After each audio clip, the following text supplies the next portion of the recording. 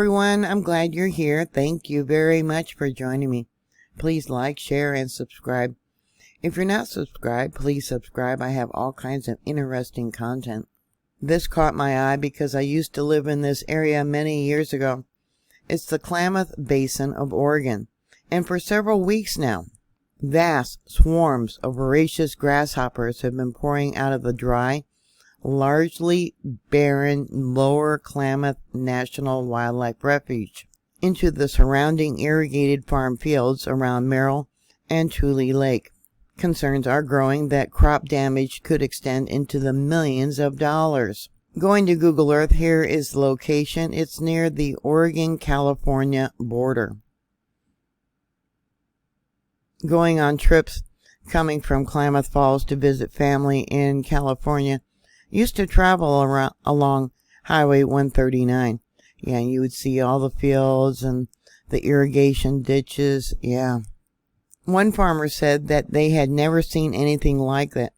A lifelong Tule Lake farmer, John Crawford, they fly over my house at the base of Sheepy Ranch each morning and descend on our fields. They are all coming from the dry portion of the refuge. With outbreaks that coincide with warm, dry conditions, grasshoppers have been a growing problem during the extended drought across the West.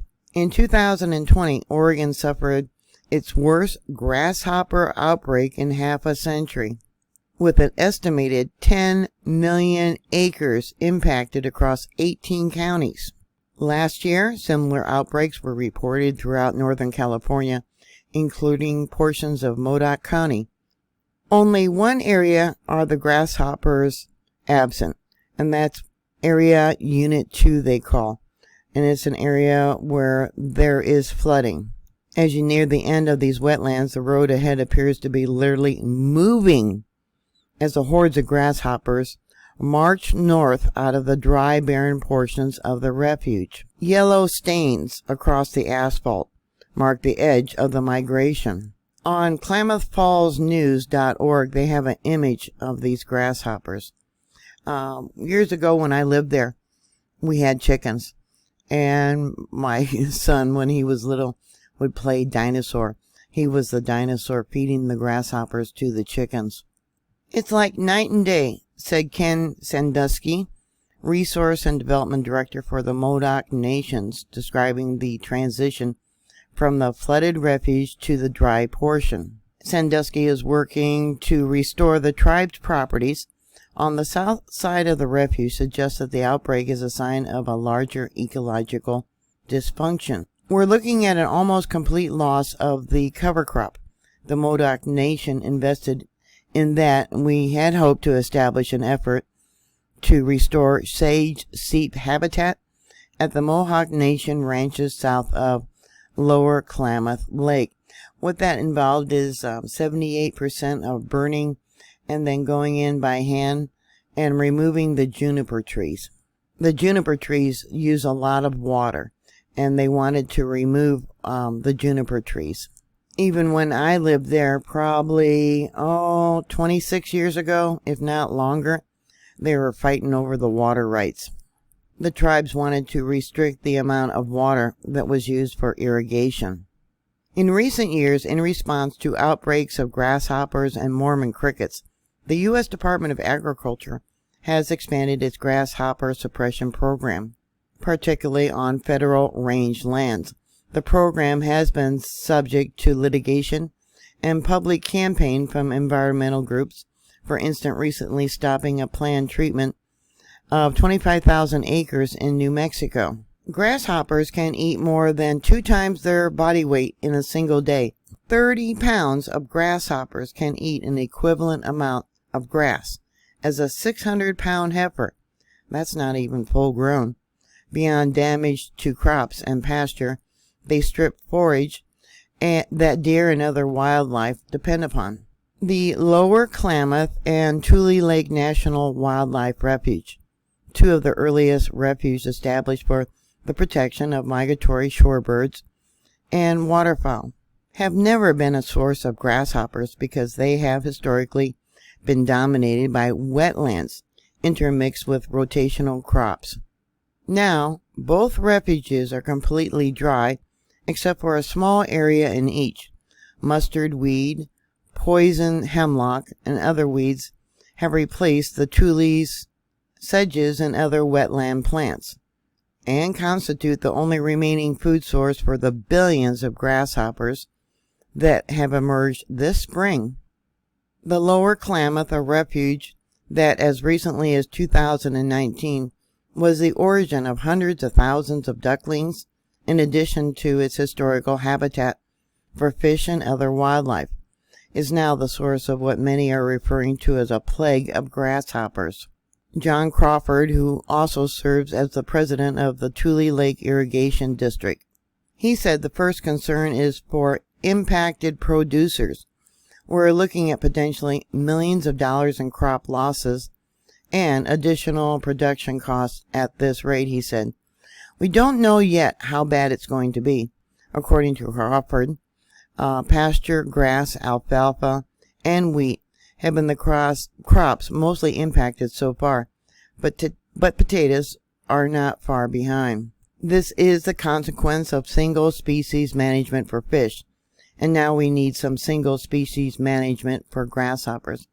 Yeah, the tribes didn't want the water used for irrigation, and it's been a battle for years and years and years. Yeah, this fight is affecting everything. Here's a recent article that was published June 5th. It says, fight over Oregon's Klamath water can stay in federal court.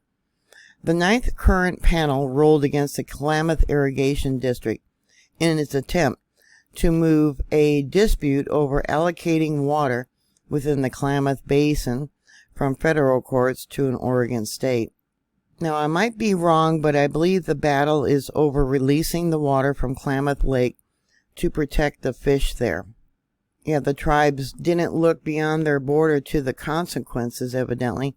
It says here, a lawsuit seeking to stop the U.S. Bureau of Reclamation from releasing water from Oregon's Lake Klamath for the benefit of Native American tribes in California and protected coho salmon can remain in federal court. So it sounds like because the water wasn't being released, this is what happened.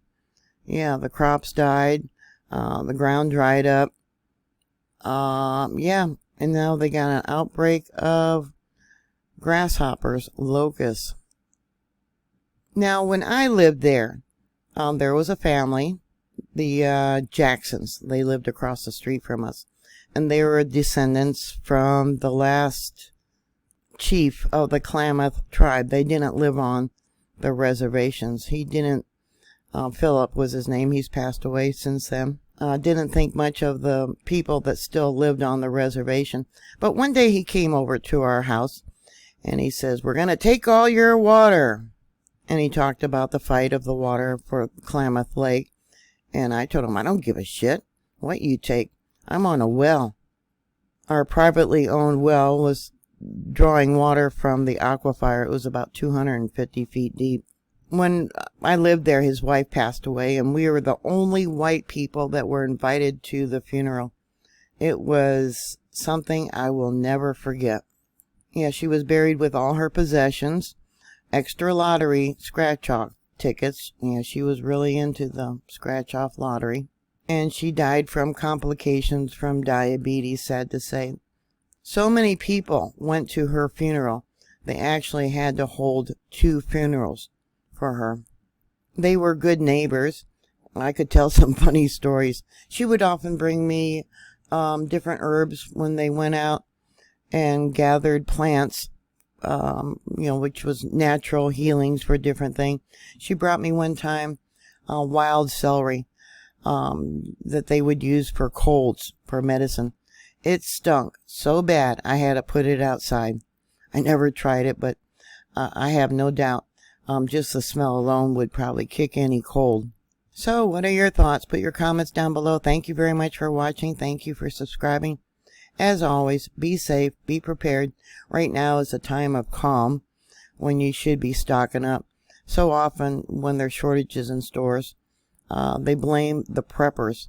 Well, actually, it's not the preppers that rush out much like what I've heard now for wheat and rice because of the shortages, because preppers already have it.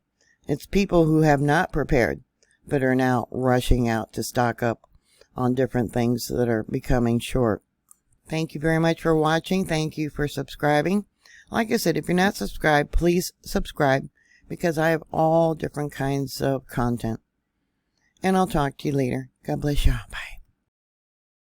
Bye.